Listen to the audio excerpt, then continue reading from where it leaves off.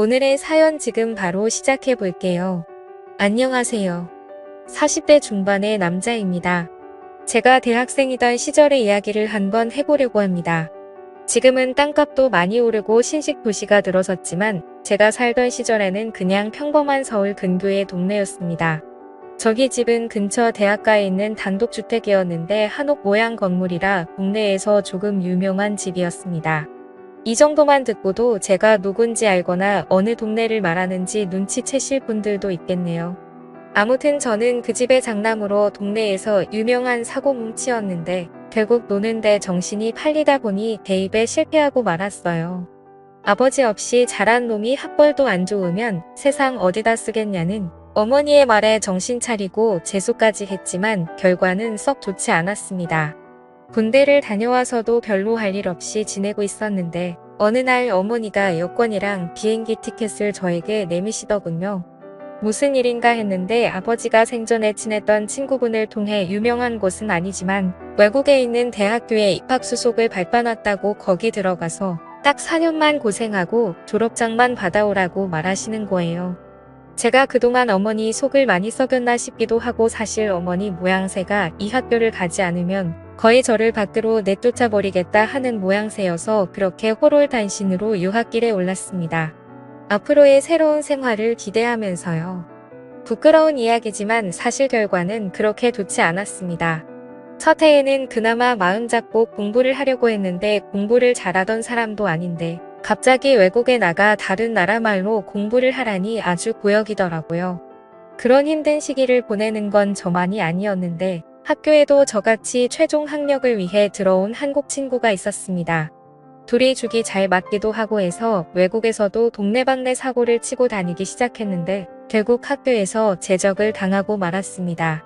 두려워서 어머니께는 말씀도 못 드리고 이러고 저러고 있다가 결국 체류 기간이 끝나버려서 몰래 귀국했어요. 집 앞에 도착했는데 어머니가 날 보면 보고 싶었다고 좋아하실까? 아니면 정말 어디에다 넣어둬도 똑바로 하는 것 하나도 없는 한심한 놈이라고 욕을 하실까? 이런저런 생각에 집 근처 전봇대 뒤에서 들어갈까 말까를 한참을 고민하고 있었습니다. 그러면서 시간을 보내고 있는데 골목 어귀에서 여자들 웃고 떠드는 목소리가 들리더라고요. 탈양 같은 성격은 어디 버리질 못하는지 들려오던 목소리 쪽으로 고개가 절로 돌아갔습니다. 근처 대학교를 다니는 여대생으로 보이는 한 무리의 여자들이 삼삼오오 모여서 지나가더라고요. 그 중에 키가 옆에 있는 다른 여자들에 비해 조금 작지만 그 여자들 무리 중에서도 얼굴이 제일 예쁘고 몸매는 그 중에서도 단연 돋보이는 여자와 눈이 마주쳤습니다. 그녀는 저를 조금 이상한 눈으로 쳐다보면서 지나갔어요. 그도 그럴 것이 전봇대 뒤에 웬 남자가 몸통보다 커다란 캐리어를 들고 우물쭈물대는 모습이었을 테니 의심 가는 건 당연한 거겠죠? 여자들이 지나가니 저도 모르게 고개가 따라갔는데 이 여자들이 한 명도 빠짐없이 전부 다 우리 집으로 들어가는 게 아니겠어요? 그래서 이게 무슨 상황이지? 하는 생각이 들었습니다.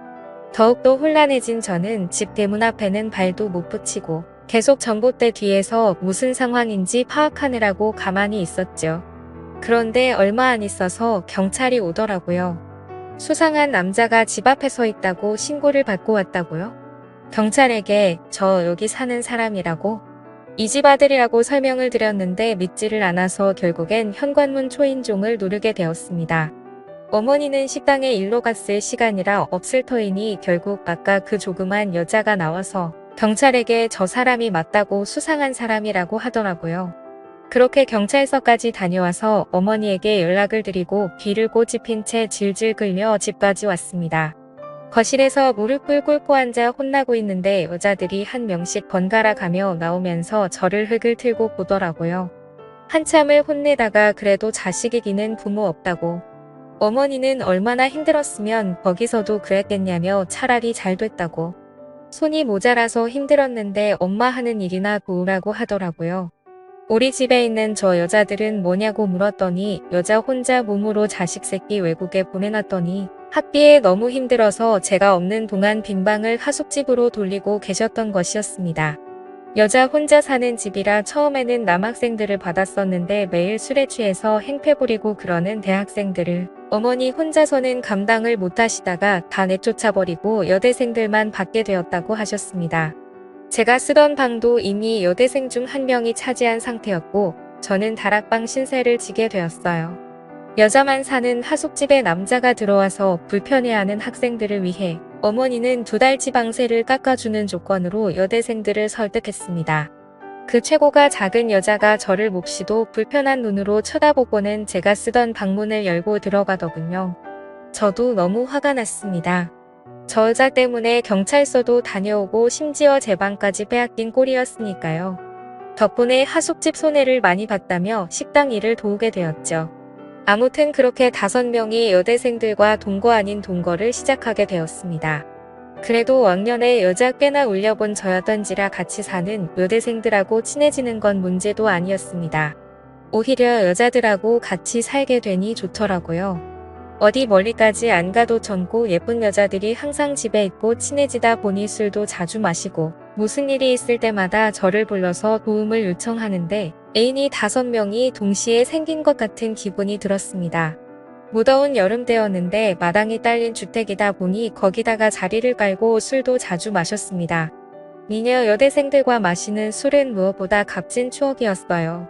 그녀들이 여름이라 옷들도 시원하게 입고 있노라면 고개를 둘 곳을 찾지도 못할 정도로 어디를 봐도 숨이 턱 넘어갈 만큼 여자들에게 둘러싸인 환경은 남부러울 것 없었죠. 그런데 단 1명. 저를 보고 경찰을 부른 그 여자와는 도무지 친해질 수 없었습니다. 첫 만남부터 살짝 어긋난 것 때문인지 묘하게 저와는 거리감을 두더라고요. 어차피 하숙집을 떠나면 또 만나겠어 하는 생각도 있고 다른 여자들과는 사이가 좋으니 별로 신경은 쓰이지 않았습니다. 제가 지내는 다락방은 어머니가 지내는 방 바로 옆에 들어가는 문이 있었는데 그 문은 제가 살 때는 없는 문이었습니다. 학생 1명 더 받아보겠다고 무리하게 문을 만들어 개조를 했는데 아무리 잘 꾸며놔도 누가 곰팡 내놔는 다락방에서 살고 싶어 하겠어요. 결국 방을 채우지 못하고 빈 방으로 내버려 두고 있었는데 마침 제가 돌아와서 지낼 수 있었던 거죠. 단열도 잘 안 되는 여름에는 지내기가 아주 죽을 맛이었습니다. 다락방을 거실에서 들어갈 수 있는 문을 만들기 전에는 다락방으로 통하는 문은 제 방에 있었습니다. 물론 그녀들이 들어와 살기 시작하면서 제가 쓰던 방에서 통하던 문은 다락방 안쪽에서 막아놓기는 했지만요. 하지만 그날은 특히 더 무더위가 기승을 부리는 날이었습니다.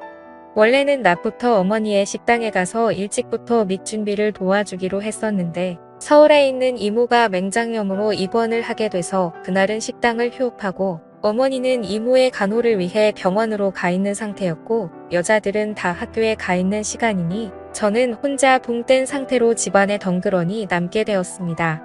정해진 약속도 없고 사실 집에서 놀고 있는 건 제 친구들을 통틀어서 저 혼자밖에 없었기 때문에 급한 약속도 잡기에는 무리였습니다.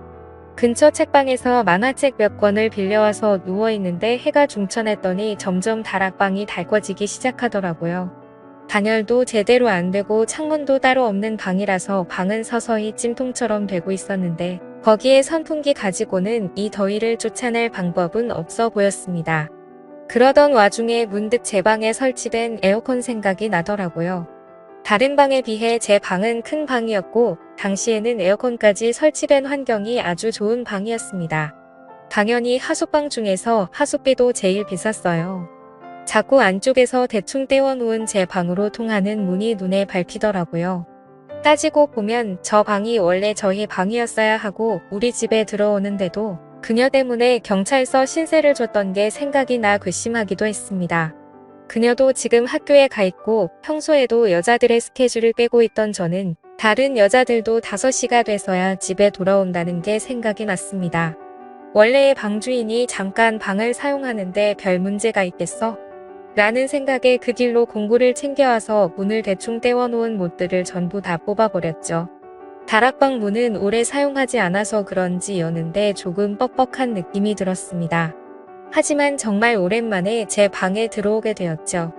제가 쓰던 침대는 여자 느낌이 물씬 나는 분홍색 이불로 교체되어 있었지만 제가 쓰던 책상이나 서랍장은 전부 다 그대로였습니다. 이 여자는 에어컨을 언제부터 틀어놓은 건지 방은 이미 제가 들어갔을 때부터 시원해 있었어요.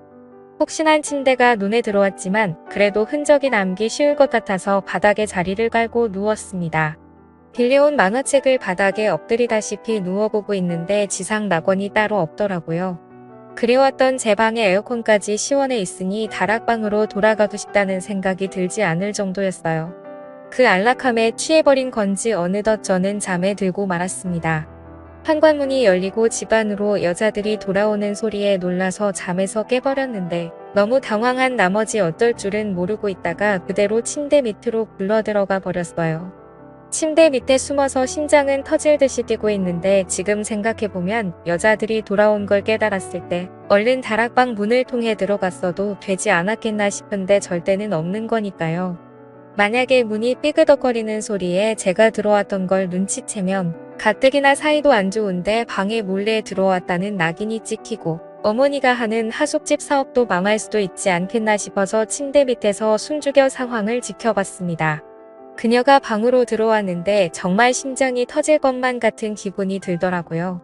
너무 빨리 뛰어서 밖에서 들리지 않을까 하는 걱정도 되었는데 다행히도 그녀는 제가 침대 밑에 있는 걸 눈치채지 못한 것 같았습니다. 한참을 침대 밑에 누워있으니 몸이 뻐근하고 불편했지만 저와 어머니의 미래를 위해 숨어있는 걸 포기할 수는 없었습니다. 그 와중에 또 남자라고 침대 밑에서 그녀가 뭘 하고 있는지 너무 궁금하더라고요. 고개를 돌리니 그녀의 맨발밖에 보이지 않았는데 침대 밑틈으로 살펴보니 그녀는 책상 앞에 앉아 있었습니다. 저를 등지고 있었기 때문에 제가 고개를 살짝 빼도 눈치채지 못할 것 같았습니다. 확실히 얇은 나시티를 입고 있는 건 보였는데 밑에는 의자 등받이에 가려 뭘 입고 있는지는 확인이 되지 않았습니다. 그렇게 틈으로 그녀가 뭘 하고 있나 몰래 살펴봤어요. 책상 위에서 잠이라도 들면 도망칠 타임이냐고 생각을 했습니다. 얼마나 버틴 건지 이젠 파악도 안 되는데 그녀가 가방에서 무언가를 주섬주섬 꺼내더라고요. 그녀는 방 안에 혼자서 그녀만의 시간을 즐기기 시작했습니다. 혼자 중얼중얼거리기 시작하며 열심히 꼼지락댔어요. 그녀가 중얼대는 이야기를 들어보니 저는 참을 수가 없었습니다. 침대 밑틈으로 고개를 다시 빼서 그녀가 뭘 하고 있나 살펴봤는데 가방에서 꺼낸 종이 인형들을 가지고 인형극 같은 걸 하고 있었어요. 날카롭고 신경질적인 여자인 줄 알았는데 생각보다 아기자기하고 귀여운 취미를 가지고 있더라고요. 공주님이 어쩌고 왕자님이 어쩌고 하는데 그녀에게선 전혀 찾아볼 수 없던 이미지였기 때문에 저도 놀랐습니다. 한참 그녀가 혼자 떠드는 이야기가 끝나가고 저는 그녀가 혼자서 그러고 있는 걸 끝까지 지켜봤습니다. 그녀의 의외의 모습에 마음속 한구석에 이상한 감정이 생기는 것 같았습니다. 그렇게 그녀를 지켜보고 있었는데 그녀가 책상에서 벌떡 일어나더니 제 쪽으로 몸을 틀더라고요. 너무 찰나의 순간이라 제가 침대 밑으로 고개를 빼고 있는 것도 인지하지 못하고 그렇게 그대로 그녀에게 들켜버리고 말았죠. 그녀는 저를 보고 방이 떨어져 나갈 정도로 소리를 질렀는데 저도 그 소리에 깜짝 놀라 침대 밖으로 튀어나와서 그녀의 입을 틀어막고 미안하다고 사과하며 제가 다 해명할 수 있다고 그녀를 설득했습니다.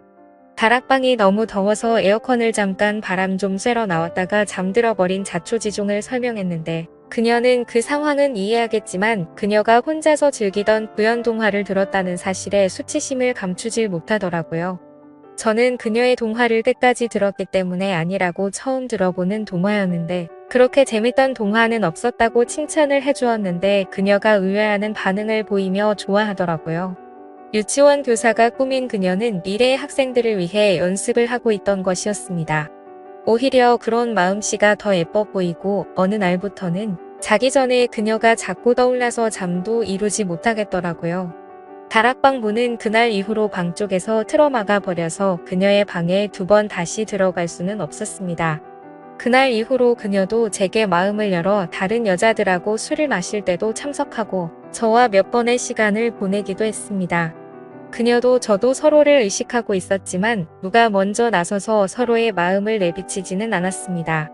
그렇게 그녀는 학교를 졸업하면서 하숙집을 떠났는데 그때까지도 그녀는 저의 마음을 눈치만 채고 있었지 확인받지 못했죠. 지금은 저도 이렇게 어른이 되었고 가끔씩 어머니의 집에 가서 저와 그녀의 방이었던 그곳을 바라보면 그때 제 마음을 전하지 못했던 게 가끔은 후회가 됩니다.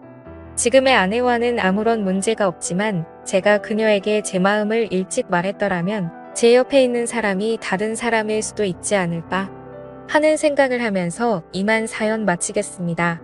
오늘의 사연은 여기까지네요. 긴 사연 끝까지 들어주셔서 감사합니다. 구독과 좋아요 잊지 말아주세요.